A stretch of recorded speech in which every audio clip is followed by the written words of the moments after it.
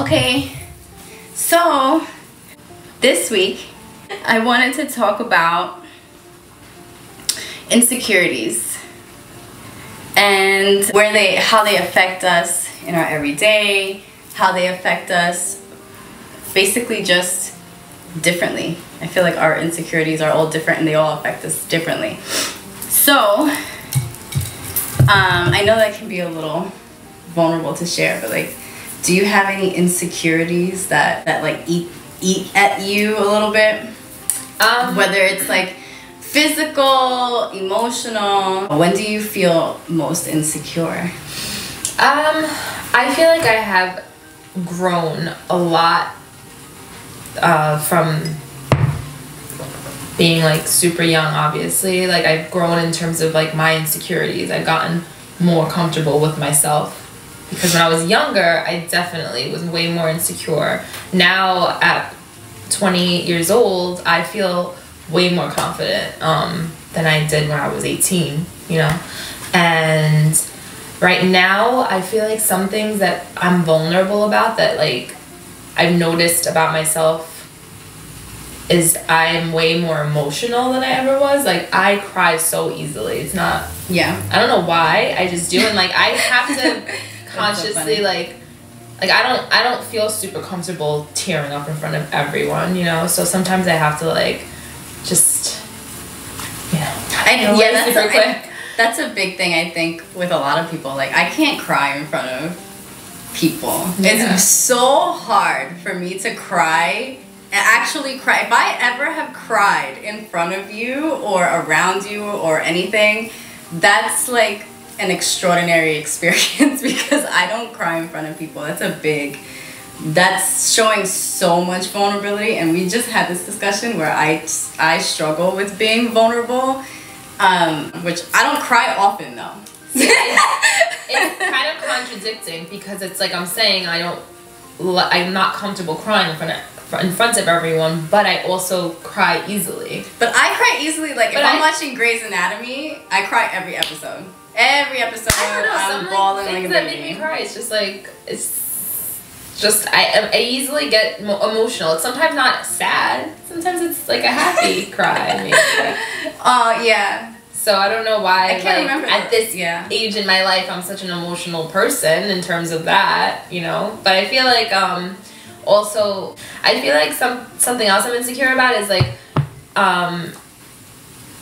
trying to like, get my thoughts together and like saying the right thing, you know, like just to anyone. I feel like I have like I try, you know, it's important to me like to you ever like later on articulate yourself correctly. Yeah, like you ever think later on like I wish I said this way. Oh yeah.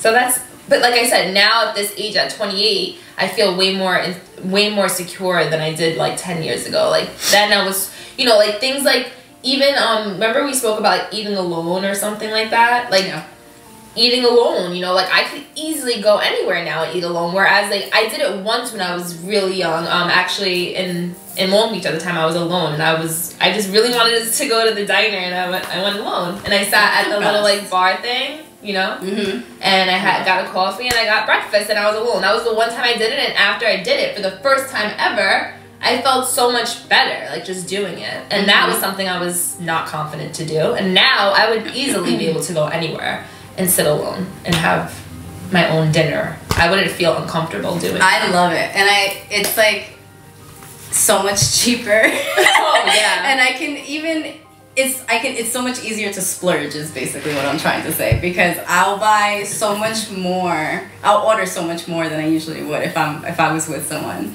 Like when I went on vacation by myself, they were looking at me like, you know how people always look at us because we eat a lot. We have a particular experience that happens. I could put it away. Like I love to eat. I eat a lot of food. And you know, that's something that I actually have felt insecure about, is how much I actually eat. And I think that's why I have this thing where I go so long without eating.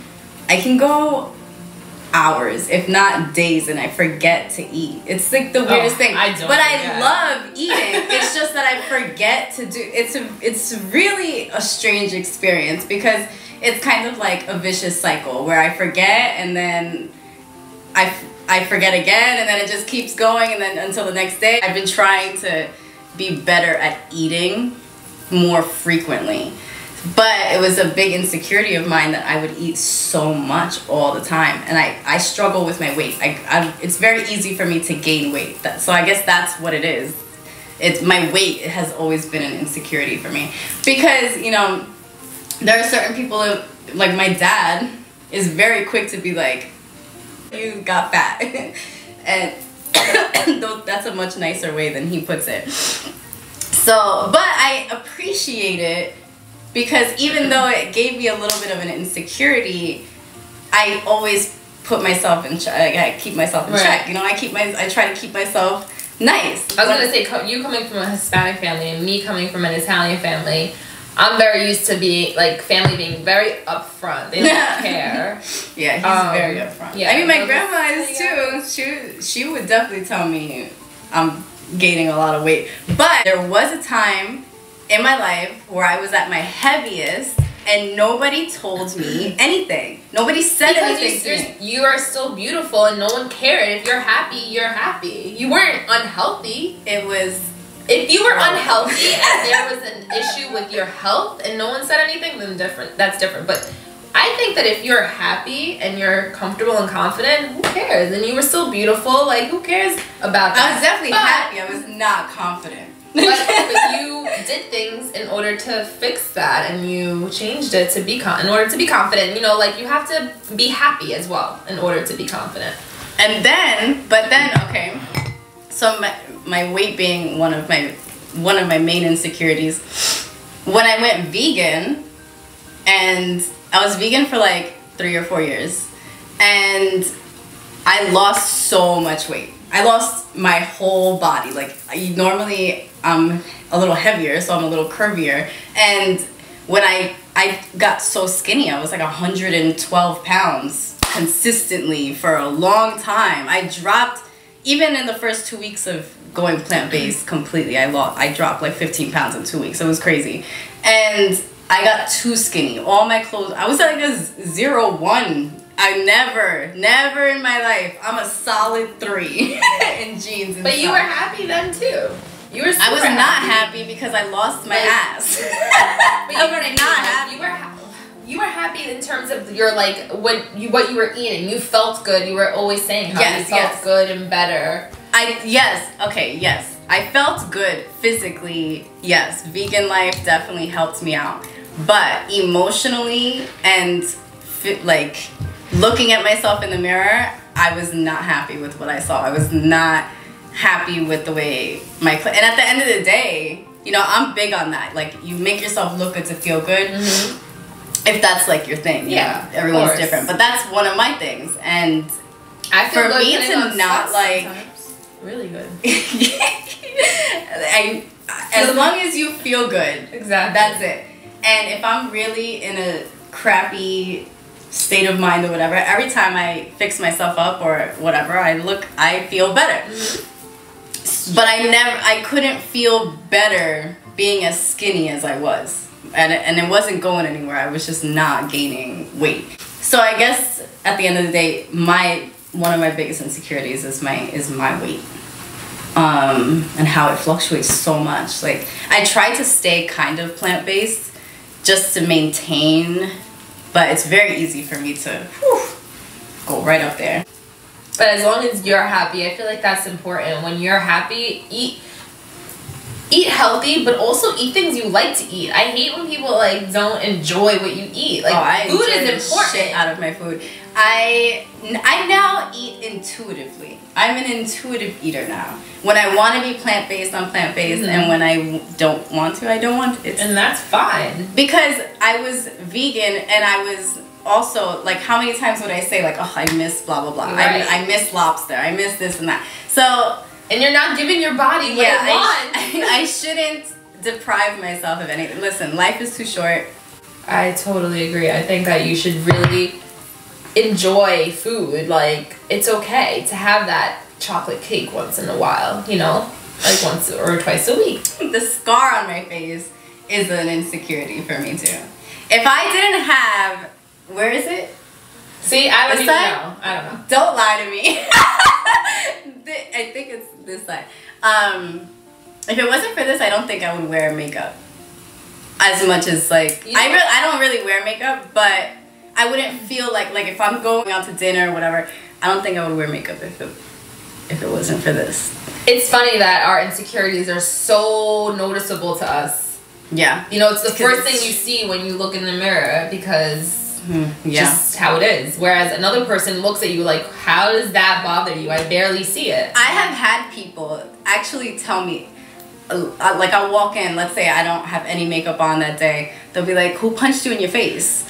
And see, I think it depends also. I think yours depends on like, it changes with my mood color, too. The color changes. I don't know. I say, and my mom always said like it changes with your mood, but I don't know if that's true. But it does change color. That's so funny to me that that's an insecurity though, because it's like I look past that. Like I don't even see that on your face. Yeah, so people crazy. have said like I've never seen that before. Like I don't look at that when I look at you. Like that's not the first thing I see. Yeah, when I point it out, people then notice. But sometimes people don't notice. But it's there, and I see that. You know, something I was super insecure about was my skin, and that was something someone close said to me because I was always like complaining about my skin, and someone said to me like I literally don't even see that. Like I look past that. You know what I'm trying to say? Like yeah, like I never really noticed. I don't look. I'm not like staring at that one thing at all, you know. And at that time I was insecure about my forehead, I remember specifically, and that person was like, I don't even look at that, like I don't even see that. That's so nice. Such a nice thing to say because it's nice to hear. It's actually true when you mean it. I mean, I truly mean it. I really don't even think about your scar. Like I don't ever think like, oh, she has a scar. You know what I mean? Whereas you look in the mirror and see that because it's on your face. It's on your face. It's right there. Like it's horrible to look at all the time. I mean, I've learned to accept it. But the thing is, I also have chubby cheeks, so it kind of like makes it more pronounced. That's why I can't wear a lot of highlighter and stuff. Whatever. See, it's very hard to like talk about your insecurities and be vulnerable like that. It is because people are gonna look at me like. Well, no, also no matter how much someone can tell you that it's not that noticeable or I don't even see it, you will never believe them. Even though they're being truthful. Yeah, it's so true. See, but that's why you shouldn't care. Any insecurities that you have shouldn't stop you from doing anything in life because it's really all in your head. Confidence is beautiful, honestly. Confidence is amazing. You don't have to... Appearance is not everything, really, you know? The physical, yeah, is really not everything. The hottest looking people have the ugliest personalities, and that alone is just not... You ever meet someone who's so sexy, and you've been like dying to talk to them, and then they start talking, and you're like what do you even say? Confidence is super, like, it's... Confidence is sexy. Yeah, it is for sure. Confidence is sexy. And I feel like, there are women that I have met that they just, they have that confidence that, and it just, you can see that in someone.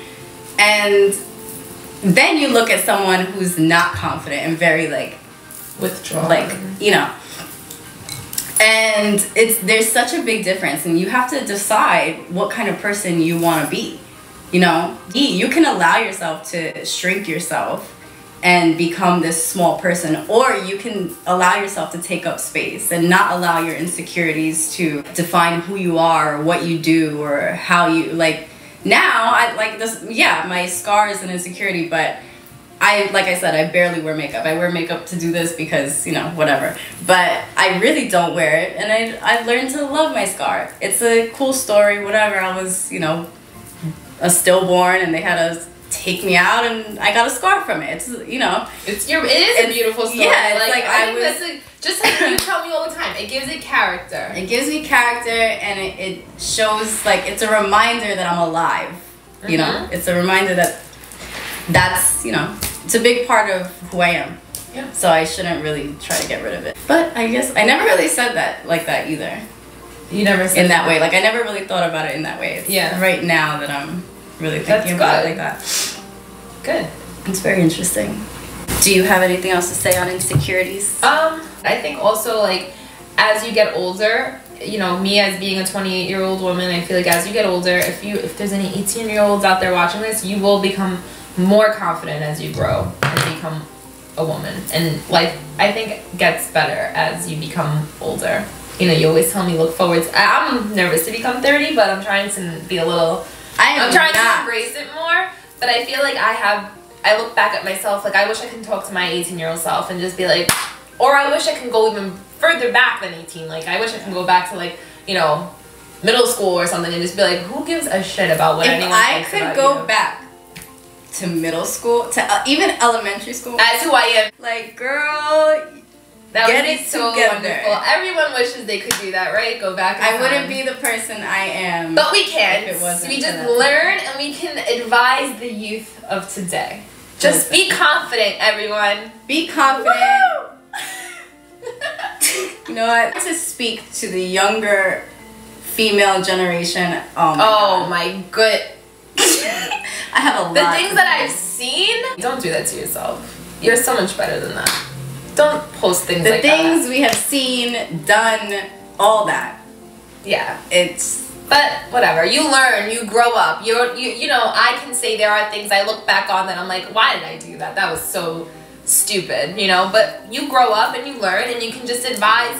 Like, I want to have a relationship with my future, maybe potential daughter in a way. I want to have a relationship that's open and that she feels comfortable to talk to me, and like I want to be able to advise my daughter from my own past, you know, mistakes or things that I experienced. Like I want to be able to what? I think I'm not gonna be like that. No, I was just gonna say I feel like you're definitely gonna have a daughter. I don't know why I feel like your first kid is definitely gonna be a girl. If I were to give advice, enjoy being young, enjoy your youth. Yes, please. Enjoy being like your age. Yeah, 100%. Don't try to grow up too fast.